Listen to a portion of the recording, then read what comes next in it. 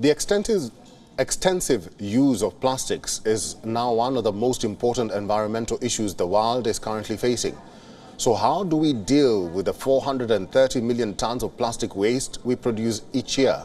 Our next report tells you more about United Nations Environment Programme and their aim to manage one of Earth's biggest polluters.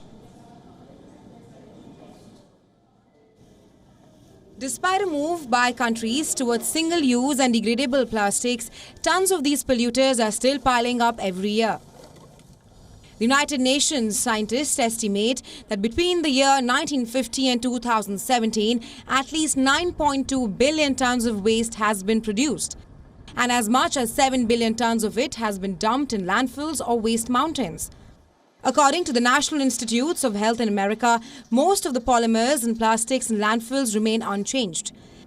The plastic either degrades via some processes into fragments or biodegrades to gaseous products such as carbon dioxide and methane.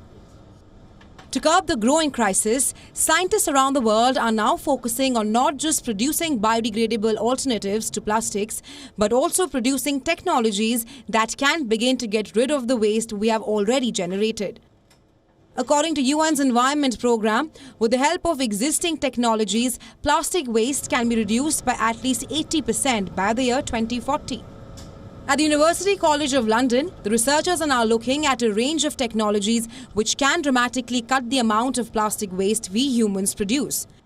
However, the researchers warn simply that producing alternative polymers might not be a solution. So you have to be very careful about unintended consequences. So if there is a new polymer material that is going out into the market, then manufacturers have to think really carefully about the end of life of that material. Is it something that could go into some sort of compostable system, be it industrial composting or anaerobic digestion, or is it going to end up down at your local waste depot? A lot of food waste in the UK and many other countries are sent to anaerobic digesters. These tanks, without oxygen, use bacteria which breaks down the food waste into biomass. They then capture the carbon dioxide and methane byproducts to make energy, which is sold back to energy companies. However, in this process, a lot of food waste is put in compostable plastic bags. That dramatically cuts the efficiency of these digesters. Scientists are now trying to engineer microbes which break down the waste much faster. So we want to reduce those times. We want to reduce the time taken to degrade plastic in anaerobic digesters, to bring that into that 3-week window, which is what anaerobic digesters run commercially at now.